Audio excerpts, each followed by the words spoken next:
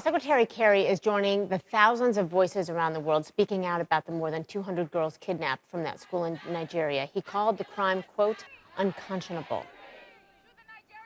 Not for sale! Not for sale! Not for sale! No! Bring back! Crowds like these from New York to London rallied yesterday demanding that the terrorist group Boko Haram bring back our girls, imploring the Nigerian government to take some sort of action. You know, that phrase is now becoming a call for action. Bring back our girls has ignited across social media, calling attention to a story that has been largely overlooked for a couple of weeks, at least until now. Yeah, let's bring in CNN editorial producer Nadia Bilchik for more on that.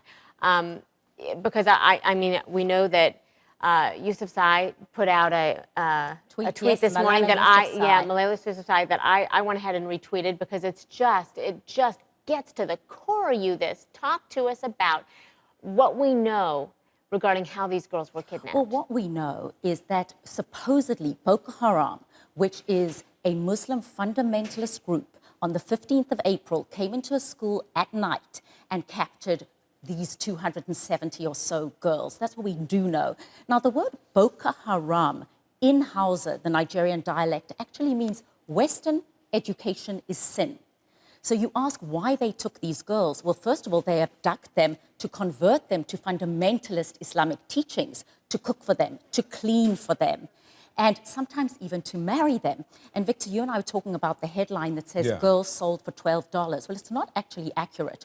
What historically has happened to these girls is, let's say they're abducted by the militants. A militant will decide, okay, this girl I want to marry, so to speak. He will then pay the group leader 2,000 naira, which is about $12, to own her. There's also some political ramification to the abduction because this destabilizes the Southern Christian government of President Goodluck Jonathan. So many reasons. Now, I do need to tell you, Boko Haram has not yet taken responsibility for this. We assume it is them. They took responsibility for the Abuja bombings that happened just 24 hours before the abductions in the so-called DC of Nigeria. A metro station was bombed. They haven't yet claimed responsibility for this, but we assume, and the Nigerian government is assuming, that it is Boko Haram. Let's talk about that, the response from President Goodluck Jonathan and the Nigerian government. The reports that I've been reading from Agence France and from the Post and our own reporting is that there were initially questions and misleading statements made about where they were abducted, how many were abducted, how many escaped. It seemed as if the first couple of weeks were bungled in this search. And there still seems to be a lack of transparency. CNN has been trying to reach the military, trying to reach the government. What are you actually doing? They've actually asked us to abstain. Of course, we will not. But there is total lack of transparency. And I spoke to many of my Nigerian friends yesterday, to journalists who are so encouraged by this worldwide Twitter campaign. People like Malala Yousafzai, who is really the voice of female education in the Islamic world. You know, she was shot by the Taliban. People like her, Secretary Kerry, there's great encouragement.